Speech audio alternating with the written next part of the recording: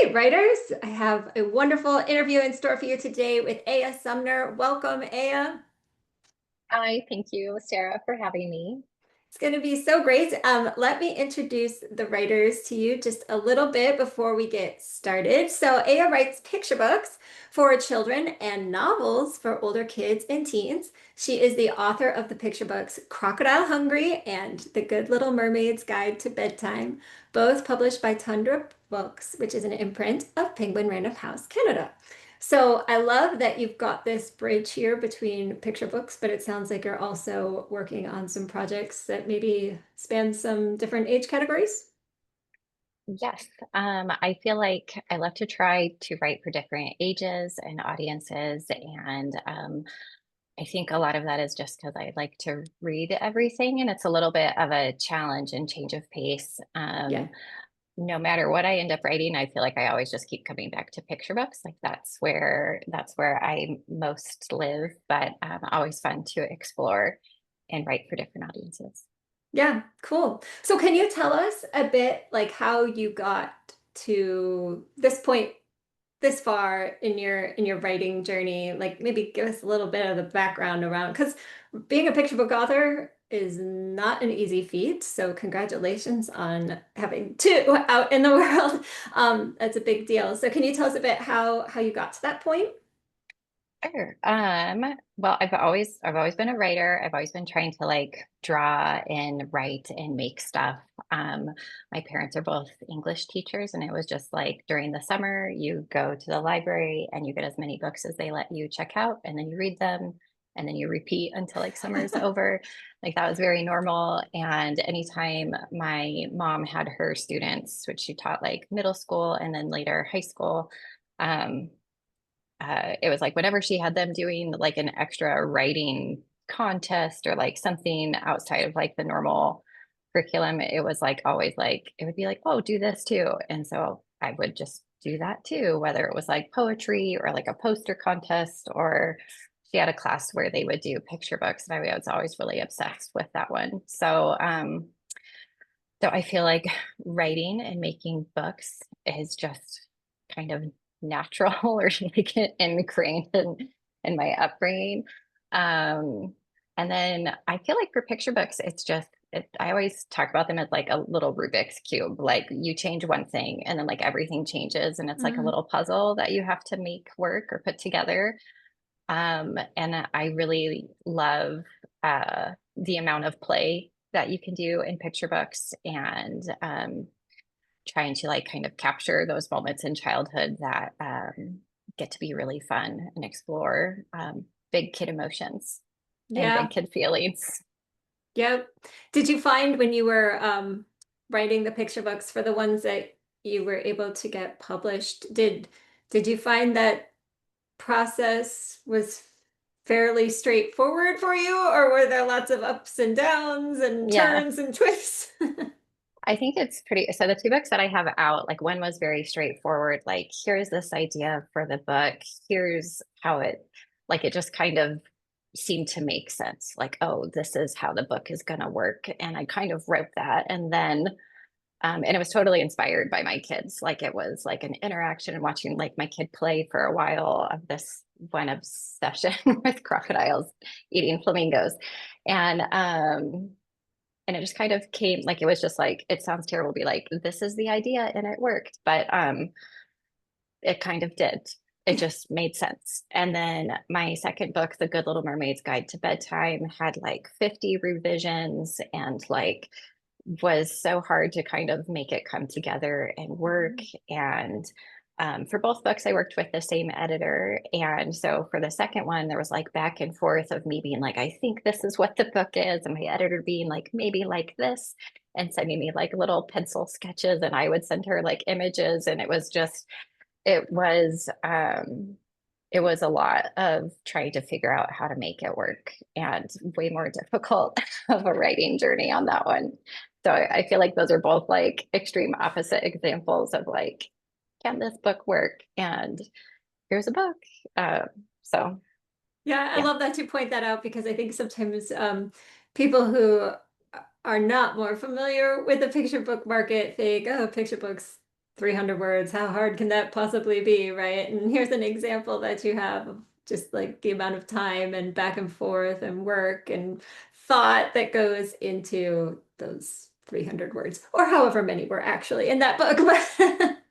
Yeah.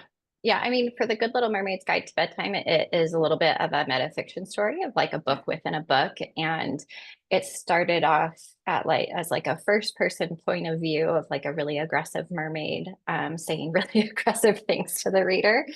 And so having the book to kind of interact with the character kind of lessens that aggression. So it's not necessarily directed at the reader, it's like directed at the book within a book.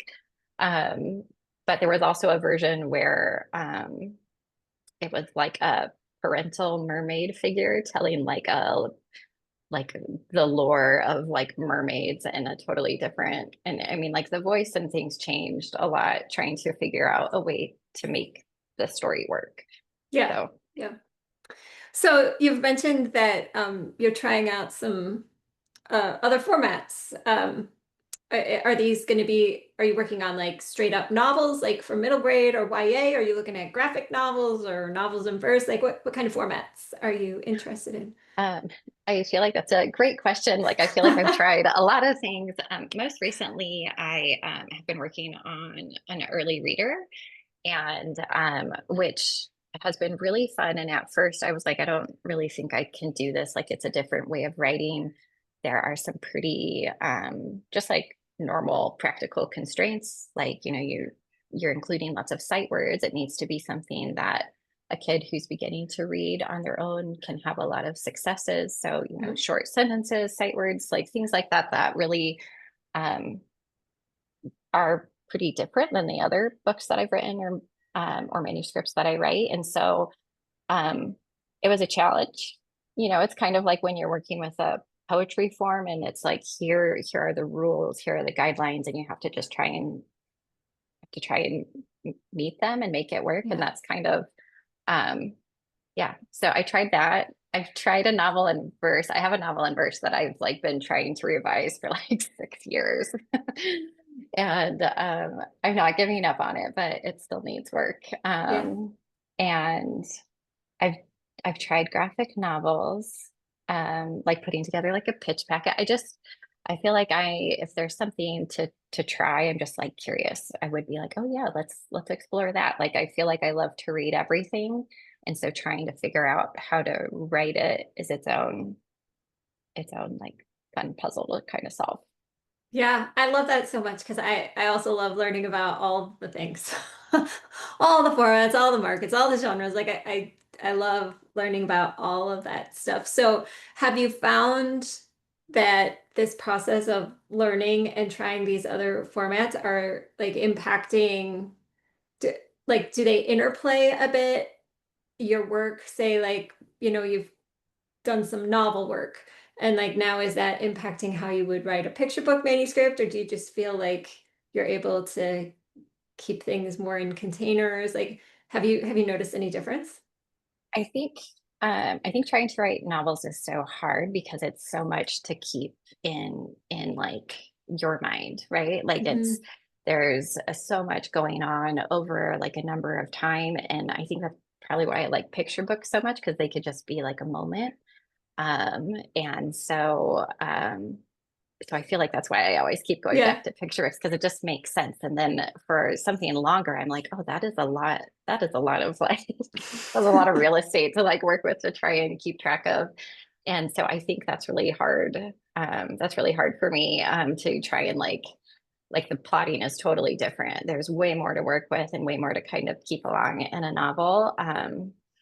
So that's always hard. Yeah. And I think like the way that I feel more comfortable as a picture book writer is when I'm trying to do something longer, I really kind of latch on to like the moments that might be a whole story in a picture book, or like a moment could be like a whole poem, but like in a novel, it's like, does that move it forward in a way that maybe isn't the same in like picture book writing? Yeah. So it's hard. I don't I don't Yeah. necessarily know the answer, but I do think it's interesting. And like this spring I took an illustration class because I'm like, oh sure, like I'll try everything. I think was really interesting. And that is that I realized like there were so many words that I could just cut. Mm. And like I had a in this class, I had like one manuscript that I was working on and trying to put together like a whole dummy. And I ended up cutting in a picture book like 200 words, which is quite a, I mean, like a lot for a picture book. It was like a third of the manuscript. And it was kind of hard to be like, I'm going to cut these words I really like, but I didn't think I needed them. And whether or not I end up doing anything with illustration, it was a really good practice to be like, oh, like how does the story move forward with words and images, and am I making the words do too much? Yeah. So Yeah. As you're trying all these things, I imagine, I mean, maybe not, but I could imagine that you try something, you learn something, and then it can either make you want to learn more and explore more, keep going down that path, or do you ever just feel like, okay, I'm glad I like tested that out a bit and now I'm done with that. I'm going to move on to something different. Like, do you find one way more yeah, or the other? that's a good question. I feel like with like the early readers, which I have been trying this spring, is that I was really unsure if that was something that I was going to enjoy. I was like, I don't know. Like, there's all of these other words or long sentences and things that like I don't really get to use. But it felt really satisfying trying to piece it together, and trying to see like the through line through kind of like different stories coming together. And I thought that was really cool. Like, I was kind of surprised. It was one of those things like going through the process. I was surprised at how much I enjoyed it, and also like trying to see what I could pull out of it with some of like the restrictions and limitations on the writing. So Yeah.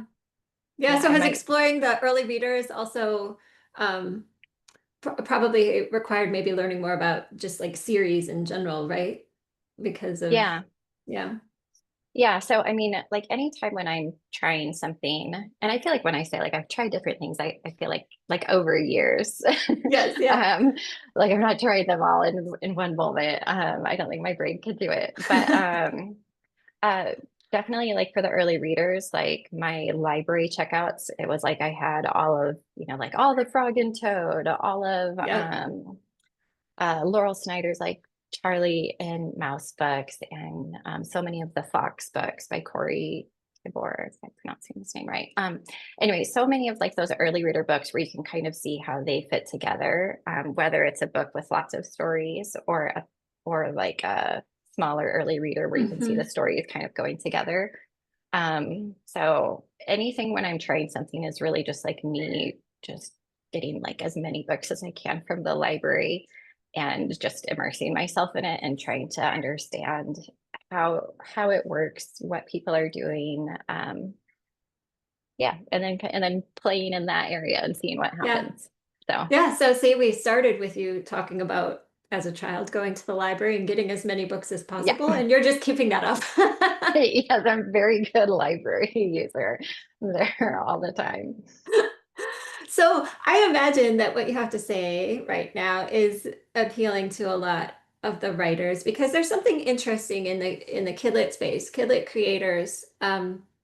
It's true that some people want to maybe focus on just one market, but I think more than in the adult market, within the kidlit space, we do find people who are trying new things, trying new formats, new genres, new ages, whatever. There's a lot more going between than like in the adult world. You don't get as many, they might cross over into like a new genre, but it's not like they're trying all the things like they might in kidlit. So with that in mind, like if there's writers here who are curious about being curious. Um, do you have any suggestions for them in terms of how they might explore their curiosities without it hampering, the work that they do while they're still trying to accomplish certain things? I feel like probably the big advice is just always to keep reading and reading, reading what you're trying to do, or maybe reading in like a genre or type of writing that you want to do. And then I think just like giving yourself permission to play, like I sometimes when you're first starting to write and you're like, oh, this doesn't sound like the way I want it to sound, or when you're first making something, you have like this idea of like, this is what I want it to look like or what I want it to be. And there's like that moment where like what you want it to be and like what you're making are not quite the same. And Yes. it just takes time to develop the skill or the taste or, like all of those things to get to kind of where you want to be. And that is not an overnight process. It's just a journey. So I think just giving yourself space to be like, oh, this might not be where I want to be now, but Yeah. it's still part of like the journey and permission to like mess up, like, yeah, Yeah. to write a draft that you're like, oh, I don't know about that, or to draw something and being like, that doesn't look right. And just permission to do that and then be kind to yourself and then just keep doing it again. Yeah. Yeah. That's easier said than done, right? Permission to mess up. Yeah. So you mentioned having taken like a class in illustration. Have you typically taken classes for the things that you're interested in? Like, Yeah. I agree with you that the library is a great place to start for getting like a feel for things. And then you're like, I think I'd like to learn more about that. So maybe I'll take a class or I don't know, go to a Yeah. conference or things like this. Yeah, I totally like I think I'm definitely like a person that would like I'd be a student my whole life if I could. Me too. So, I love taking a class. I really enjoy going to conferences. I mean, there's always things that you're like, oh, this is what I'm like maybe hoping to get out of it or hoping to learn. But I think just being opening to learning new things, there's so much to pick up on. There's always more to learn. And I know there's lots of online tutorials and webinars and things like that that are pretty easy to access. And I think just being open to all of those is a great way to kind of spark that curiosity and figure out what you might want to learn a little bit more of.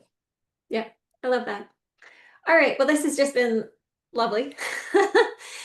Do you have a way that the writers can connect with you, whether it's a website or social media? How's a good way for people to find you? Yeah, so I have a website. It is eijasumner.com. I have a newsletter that I'm like, I feel like the thing with social media is I'm trying to figure out the best way to, I don't know, make it work for me instead Yeah, of well, like if you me. do, let the rest of us know. I don't know. I don't know. I mean, like I have an Instagram account and I think it's just aya.sumner and I'm on Blue Sky and I am probably on social media way more than I should because time management is real, but those are the best places to find me. Yeah. Great. And we'll have links to all of that stuff. And of course, writers, you should check out or rather purchase AS books. We'll have links to all of that. And I just want to thank you so much for your time and sharing your experience and expertise with us. Yeah. Thank you, Sarah, so much for having me. All right, writers, thanks for joining us. We will catch you next time. Bye.